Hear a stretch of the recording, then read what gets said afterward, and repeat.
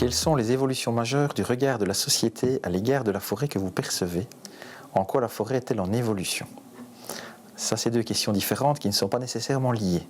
Donc la forêt elle est en évolution inévitablement avec les changements climatiques, avec les changements dans la société.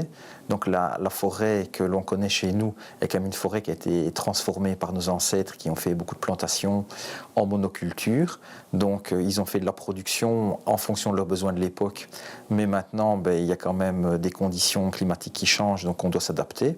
On doit bien sûr continuer à produire. Donc les évolutions majeures, c'est justement ça. C'est planter quelles essences, produire quel type de bois, comment l'industrie va-t-elle s'adapter.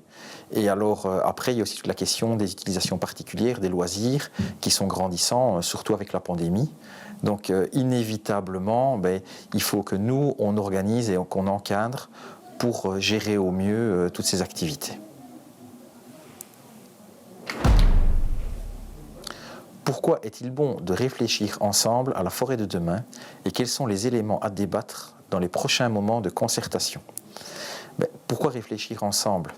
C'est parce qu'il y a énormément d'utilisateurs qui se chevauchent tant sur le terrain que dans les calendriers. Donc inévitablement, pour que ça se passe au mieux, il faut mettre tout le monde autour d'une table. Donc la concertation est certainement une très bonne idée. Après, il faut trouver des représentants qui sont, ça le dit, représentatifs et qui peuvent engager différentes fédérations et différents utilisateurs pour que tout se passe au mieux. Alors, les éléments à débattre, là, j'ai une formation scientifique, donc il faut faire un canevas et une démarche.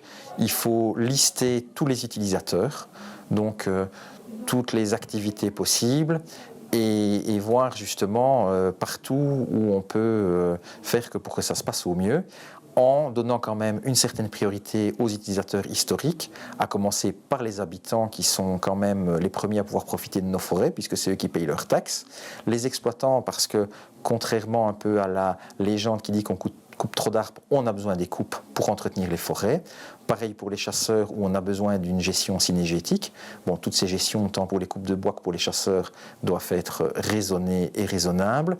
Et alors l'utilisation en fonction touristique ou de loisirs, elle aussi doit être raisonnée, raisonnable et diffuse. Donc à titre personnel, les événements de masse sont à proscrire pour le bien de nos forêts, du gibier et de la nature.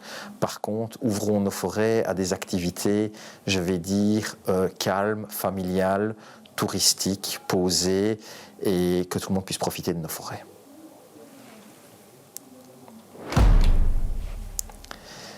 Quels pourraient être, selon vous, les avancées, les progrès à espérer du programme forestier régional?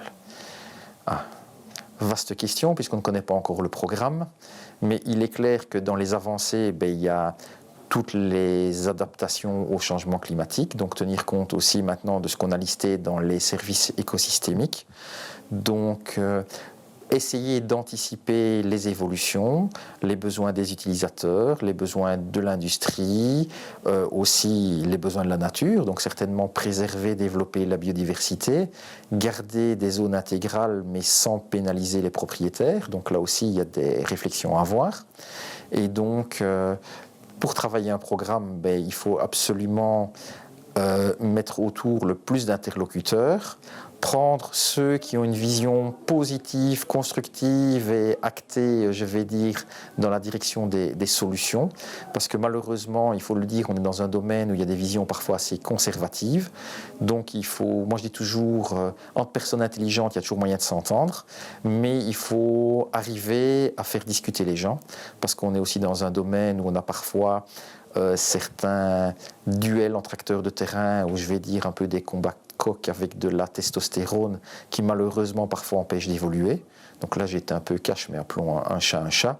Mais en général, quand on arrive à faire parler toutes les personnes ensemble, il y a moyen de donner des bonnes directions et c'est là qu'on peut définir des avancées. Après, quels sont les progrès exacts? Je veux dire, c'est plus aux scientifiques à baliser le canevas et alors aux gens de terrain, à l'administration, donc au DNF, etc., à dire ce qui peut être fait en concertation avec les propriétaires.